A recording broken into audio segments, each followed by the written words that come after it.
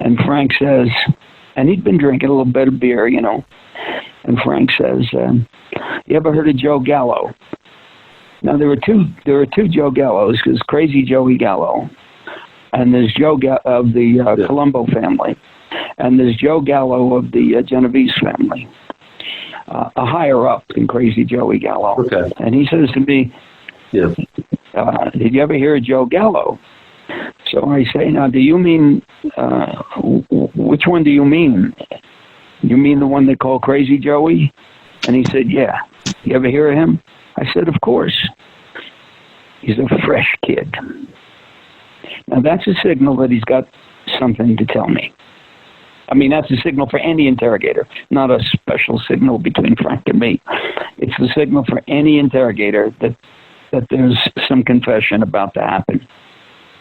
And he called him a fresh kid, and then I followed up on it. And he said to me right there that night, and you'll see me in that photograph reaching under the table to get my tape recorder closer to him and away from the noise of the people. And he said to me that the party. Yeah. I took care of that matter.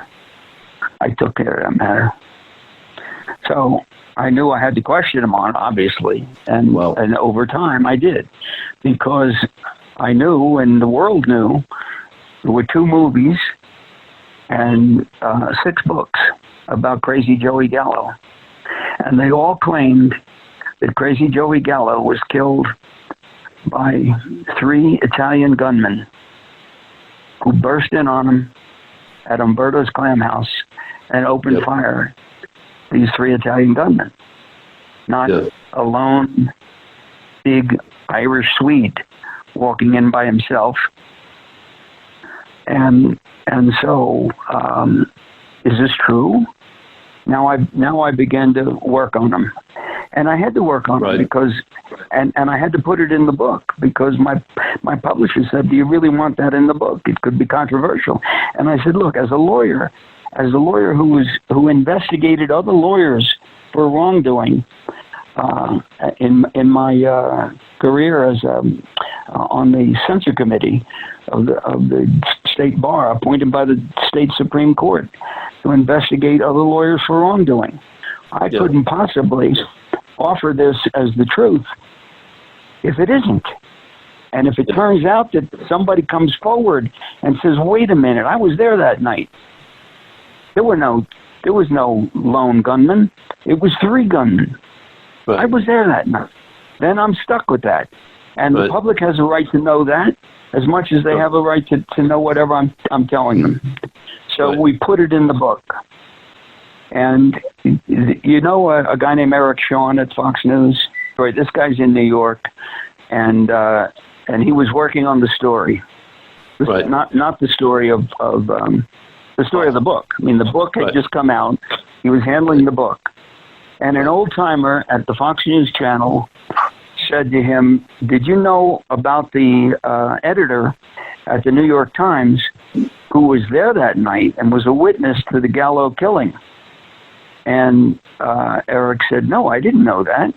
So he got her name, and he called her up. She was at work in walking distance of his Fox News office. And he asked her, "Were you present when Joey Gallo was killed?" And she said, "Yes, I was." And he said, "So then you were there when those 3 gunmen burst in the back door and opened fire on Gallo?" And she said, "I was there, but there were no three gunmen, I can tell you that. It was a lone gunman." So Eric said to her, "Well," and he sent over a photo of Frank Sheeran to her via the internet that was on in connection with the book. And she said, "Oh my God, this gives me the chills. I know this man." Those were her first comments. And then her second comments were, "It was a lone gunman and it was him." Now we had, I mean, that's like the insanely good corroboration. So these clowns that are out there I've dredged up the old story of the three gunmen, Sonny Pinto and the two brothers. I forget it, and they're on the news, promoting these three gunmen that long ago disappeared in my book. I mean, it's all in the book. Right. You're listening to Quorum Radio on WRMI 5850